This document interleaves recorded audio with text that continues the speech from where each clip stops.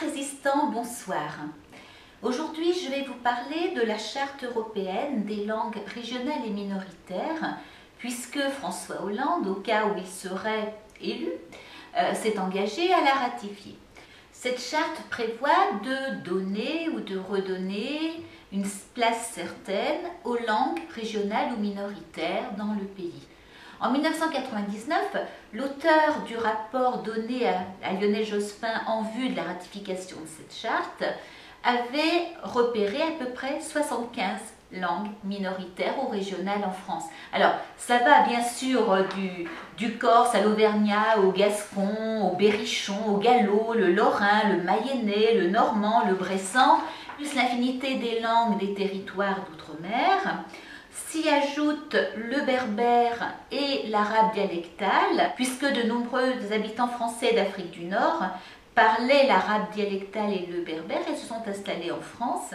De même pour l'arménien, puisque des Arméniens se sont installés en France après le génocide arménien en 1915-1916. 75 langues possibles. Lionel Jospin a signé cette charte. Le Conseil constitutionnel, néanmoins, en 1999, s'y est opposé au motif que la charte était contraire à l'article 2 de notre Constitution qui stipule que la langue de la République est le français. On aurait pu en rester là, hélas. Ségolène Royal était favorable à la ratification, Nicolas Sarkozy ne l'était pas, d'ailleurs il ne l'a pas fait ratifier. Bien sûr, Hollande prétend que si les socialistes arrivent au pouvoir, nous aurons à effectivement appliquer cette charte qu'il fera ratifier. Alors qu'est-ce que c'est que cette charte? Eh bien cette charte est un énorme danger, c'est encore un outil de plus de l'Union européenne pour faire disparaître les États-nations. Quoi de mieux qu'une langue pour représenter la culture et l'histoire d'un pays? L'Union européenne veut vraiment arriver à une Europe des régions et pour cela, elle veut nous encourager à donner aux langues régionales le même poids que la langue nationale. L'Union européenne veut transformer la France, et pas seulement la France, toute l'Europe, en une espèce de Babel où l'on pourrait circuler d'un bout à l'autre du territoire sans jamais entendre parler la même langue. Si on appliquait la Charte européenne des langues régionales et minoritaires, on pourrait traverser toute la France sans jamais entendre parler français et sans que l'on puisse se faire comprendre d'un bout à l'autre avec une langue commune. On est en train de babéliser la France. Quelques points, quelques articles au hasard pour comprendre ce qui se passe et ce que recèle cette charte. Article 1. Par l'expression langue régionale ou minoritaire, on entend les langues pratiquées traditionnellement sur un territoire d'un État par des ressortissants de cet État qui constituent un groupe numériquement inférieur au reste de la population. On a ici une négation de notre Constitution. La République est une et indivisible.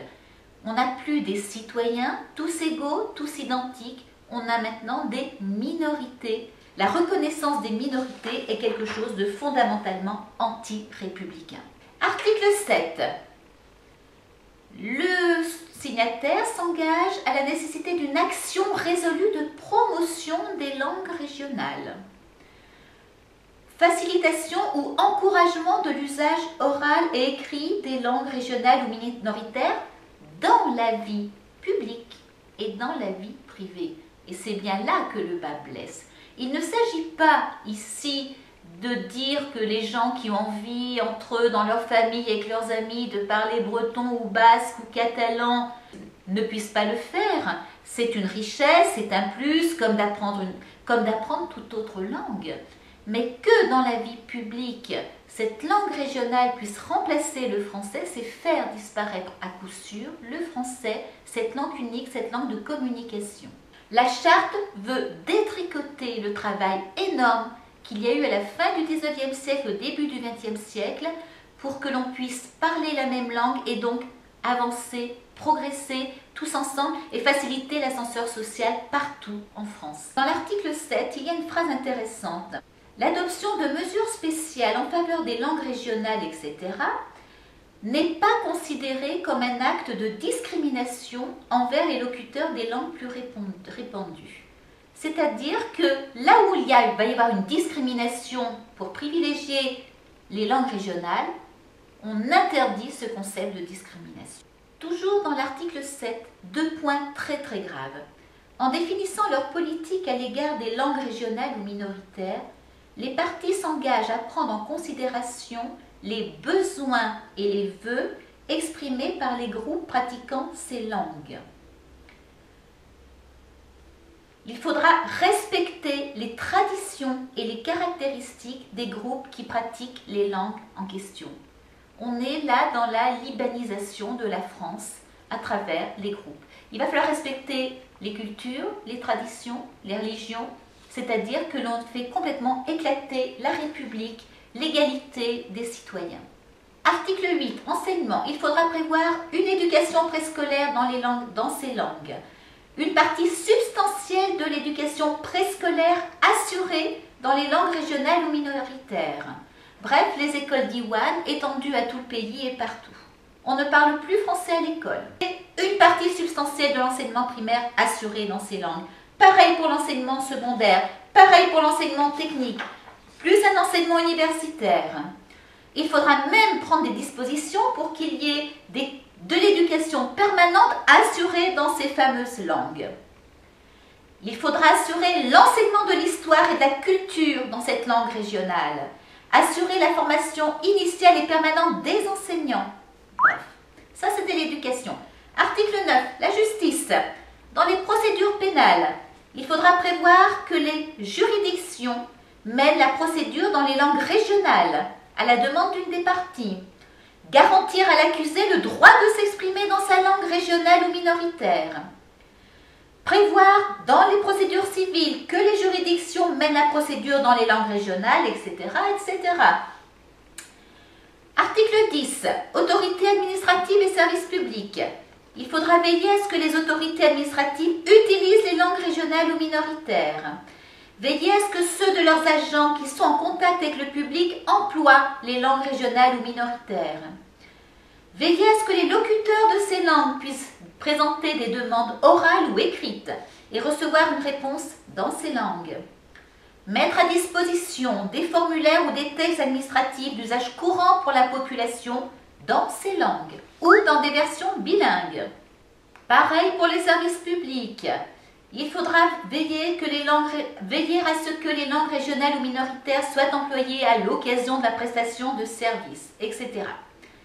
Donc il faudra prévoir traduction, interprétation, recrutement et formation de fonctionnaires et autres agents publics en nombre suffisant et satisfaire dans la mesure du possible les demandes des agents publics connaissant une langue régionale ou minoritaire d'être affectés dans le territoire sur lequel cette langue est pratiquée. C'est la fin du système d'égalité dans le fonctionnariat. Imaginez tous ces enseignants, tous ces jeunes enseignants qui arrivent dans le 93 parce que c'est pratiquement l'itinéraire obligé pour un jeune enseignant qui n'est pas marié, qui n'a pas d'enfant. Eh bien, tous ceux qui auront la chance, le hasard de connaître le breton, de connaître le catalan, etc., pourront eux être affectés prioritairement près de chez eux. C'est ça l'égalité républicaine. On a déjà cette exception pour la Corse. Les Corses, sous le poids du terrorisme, ont obtenu que les enseignants qui demandent la Corse aient un nombre de points suffisants qui leur permettent de l'avoir à tout coup. C'est-à-dire que les jeunes Corses, eux, ne vont jamais à Créteil.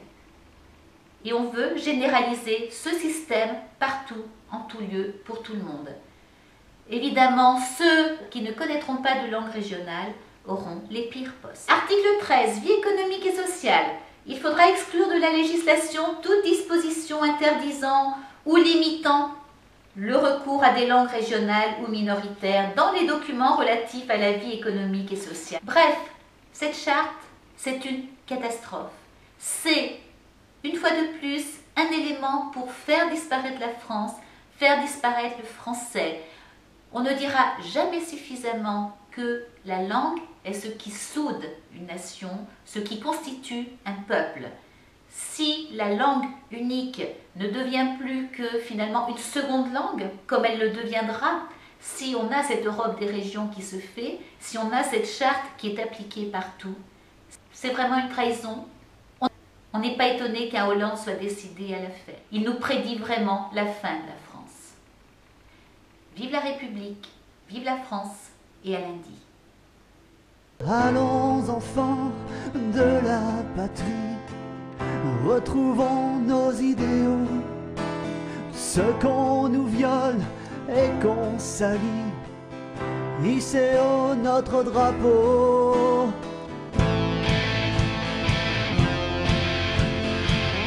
Hissez haut notre drapeau.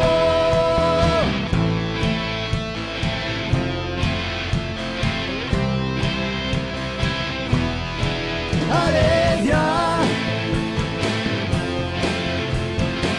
la France est en résistance. Allez, viens, rejoins-nous, reprends confiance.